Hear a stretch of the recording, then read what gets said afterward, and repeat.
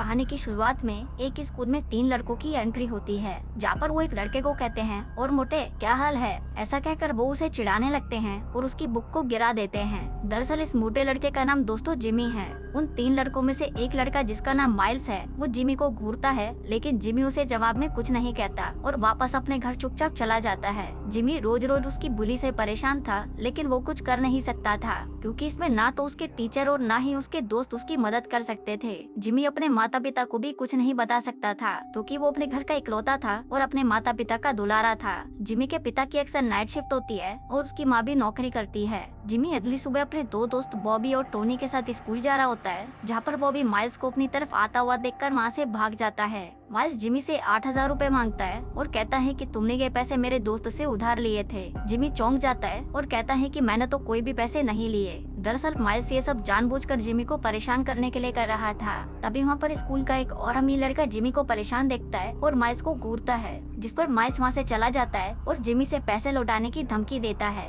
अब सभी बच्चे इकोनॉमी की क्लास ले रहे थे, जहाँ टीचर एक सवाल पूछता है, जिसका जवाब एडियर नाम की एक लड़की देती है, जो कि एक बूढ़ी लड़की है और वह किसी से भी नहीं डरती।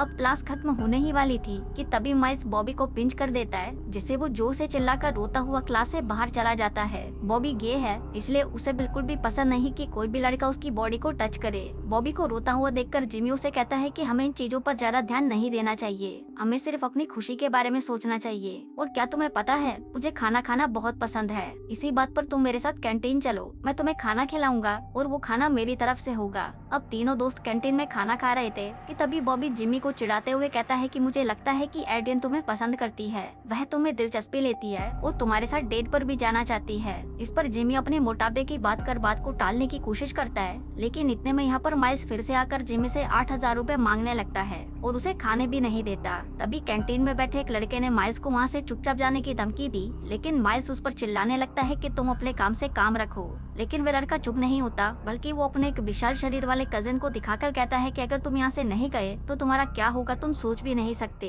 जिस पर माइल्स चिढ़कर वहाँ से भाग जाता है। अब जिमी पैदल अपने घर की तरफ जा रहा था कि तभी माइल्स अपने किसी दोस्त के साथ आकर जिमी को रोककर दोबारा पैसे मांगने लगता है, जिस पर जिमी कहता है कि मेरे पास तुम्हारे कोई पैसे नहीं हैं। जिस पर माइल्स जिमी को मारना शुरू कर देता है। तभी एक बूढ़ा आदमी अपनी खिड़की से बाहर की तरफ देखता है कि कोई जमीन पर पड़ा मार खा रहा है, जिसको रोकने के लिए वह घर से बाहर आकर माइल्स को टोकता है, लेकिन माइल्स उसे भी गाली देते हुए कार में बैठकर वहाँ से भाग जाता है। अब जिमी को जख्मी हालत में देखकर उसकी पट्टी करने के लिए वो बूढ़ा आदमी उसे अपने घर के अंदर लाता है, जहाँ पर वो जिमी को अपना नाम जैक्सन बताता है और ये भी कहता है कि उसके दोस्त उसे एक्शन बुलाते हैं, क्योंकि वो अपने जवानी के दिनों में एक बॉक्सर हुआ करता था। जैक्सन जिमी को उसके दोस्त से बदला लेने को कहता है, जिसके जवाब में जिमी कहता है कि वो मेरा कोई दोस्त नहीं, वो मुझे बस कुछ पैसों के लिए बुली कर रहे हैं। जिस पर जैक्सन जिमी को सेल्फ डिफेंस सीखने की सलाह देता है। जिमी जैक्सन से कहता है कि क्या आप मुझे ये सिखा सकते हो, क्योंकि आप भी तो चैंपियन रह चुके हो। जिस पर जैक्सन मना कर देता है और कहता है कि मेरी एज हो चुकी है, लेकिन मैं तुम्हें अपने एक दोस्त से मिलवा सकता हूँ, जो तुम्हारी परेशानी का हल जरूर कर सकता है, लेकिन उससे पहले तुम्हें अपने माता पिता की परमिशन लेनी होगी। और यह कहकर वो जिमी को घर छोड़ने के लिए उसके साथ घर के अंदर तक जाता है। जिमी के माता पिता उसके चेहरे पर चोट का निशान देखकर उसे पूछते हैं कि तुम्हारे चेहरे पर यह निशान कैसे आया, जिस पर जैक्सन उन्हें बताता है कि जिमी को कुछ गुंडे परेशान कर रहे हैं, मैंने उसकी मदद की और अब मैं चाहता हूँ कि जिमी एक बॉक्सिंग क्लब ज्वाइन कर ले, जिससे ये सेल्फ डिफेंस करना सीख जाएगा।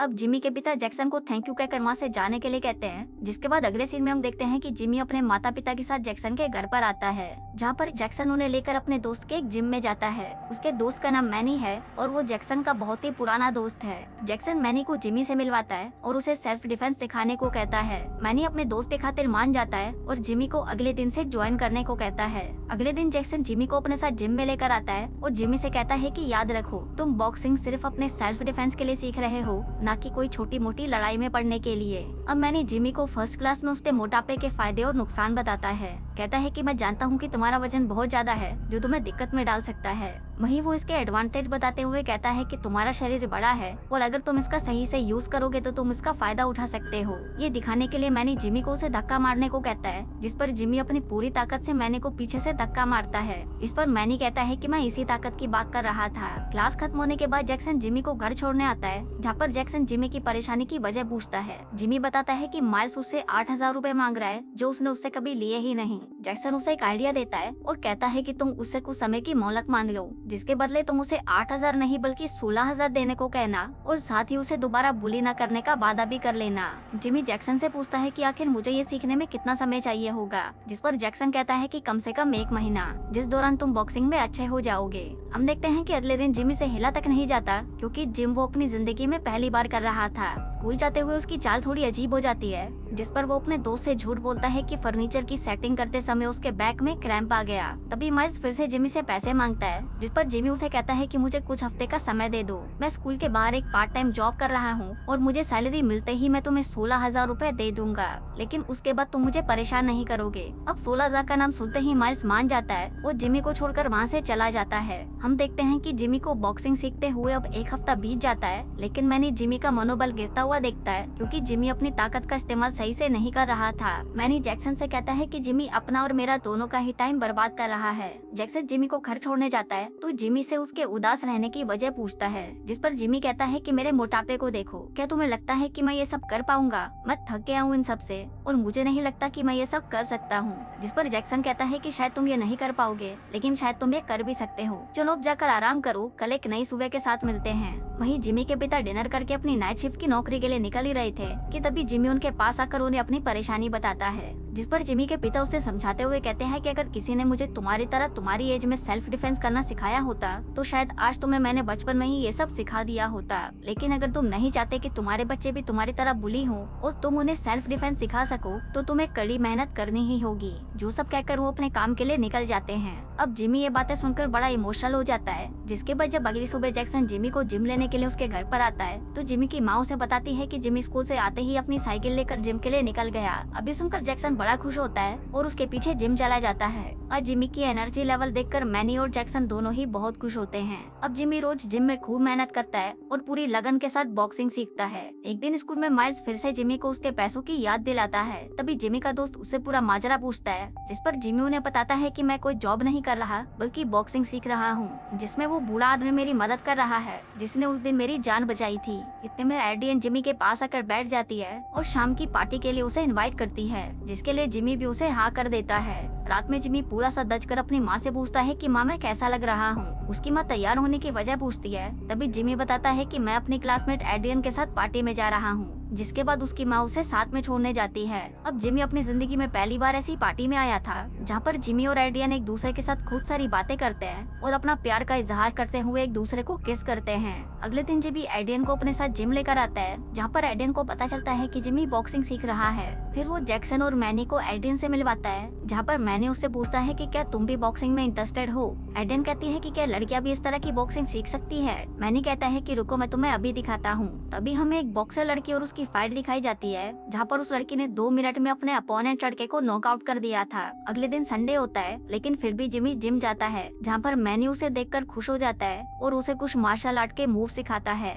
मंडे को जिमी स्कूल में अपने दोस्तों के साथ जा रहा था कि तभी माइल्स उसे देखकर उसके पास आता है और उसे कहता है कि मुझे मेरे पैसे आज स्कूल के बाद हर हाल में चाहिए, नहीं तो तुम पिटने के लिए तैयार रहना। जिमी बाथरूम यूज कर रहा था कि तभी वो अमीर लड़का जिमी के पास आकर कहता है कि मुझे पता है कि तुम कोई जॉब नहीं कर रहे, इसलिए अगर तुम्हें कोई भी जरूरत हो तो मैं तुम्हारे साथ हूँ। अब इन दोनों की बातें माइल्स का एक दोस्त सुन लेता है और इस खबर को माइल्स को दे देता है। वहीं माइल्स जिमी को मारने के लिए एक बड़े बॉक्सर को बुलाता है, लेकिन यहाँ पर इन दोनों की बातें उस अमीर लड़के का एक दोस्त सुनकर उसे बता देता है। अब स्कूल खत्म हो जाता है और पार्क में सभी बच्चों की भीड़ जमा हो जाती है। वहीं सभी टीचर्स भी फाइट देखने के लिए खिड़की से बाहर खड़े हो जाते हैं। तभी जिमी अपने दोस्त के साथ वहाँ पर आता है। माइल्स बड़ा खुश हो रहा था और जिमी से कहता है कि मैंने तुम्हारे पंख काटने के लिए एक मार्शल आर्ट बॉक्सर को बुलाया है, जो कि अभी आता ही होगा। तभी पीछे से एक लड़का आता है और माइल्स से कहता है कि अब वो नहीं आएगा क्योंकि मैंने उसका इंतजाम नहीं किया। अब माइल्स को दूसरा और कोई रास्ता नहीं दिखता, इसलिए वो खुद ही मैदान में कूद जाता है और जिमी से लड़ना शुरू कर देता है। पहले पंच में जिमी नीचे गिर जाता है, लेकिन अपने दोस्त की चीयर के बाद और मैनी की बातों को याद करके वो फिर से खड़ा होता है और अब वो माइल्स को बुरी तरह से दूर जटा देता है। तभी माइल्स के दोस्त उसे बचाने के लिए जिमी को पीछे से पकड़ लेते हैं, जिसके बाद जिमी के दोस्त भी फाइट में आकर माइल्स के दोस्तों की खूब मरम्मत करते हैं और जिमी को छुड़ा लेते हैं। जिमी वापस से एक पंच मारता है और अब की बार माइल्स वहीं पर ढेर हो जाता है। जिमी माइल्स से कहता है कि अगर आज के बाद तुमने स्कूल के किसी भी बच्चे को परेशान किया तो तुम्हारी हालत इससे भी बुरी होगी। अब जिमी के लिए सभी ताली बजाने लगते हैं, मानो कि जिमी उनका हीरो हो। वहीं स्कूल की ये लड़ाई पूरे मीडिया में फैल जाती है और हर टीवी चैनल्स पर सिर्फ यही न्यूज चल रही होती है, जिसको देखकर मैनी और जैक्सन बड़े खुश होते हैं और जिमी की तारीफ करते हैं। जिमी के माता पिता भी इस खबर को देखते हैं और वो अपने बच्चे पर गर्व महसूस करते हैं। अब फिल्म के अंत में जिमी और उसके दोस्त बिना डर के पूरे स्कूल में घूमते हैं और अपनी स्टूडेंट लाइफ को खुलकर एंजॉय करते हैं। और दोस्तों, इसी के साथ ही ये कहानी यहीं खत्म हो जाती है।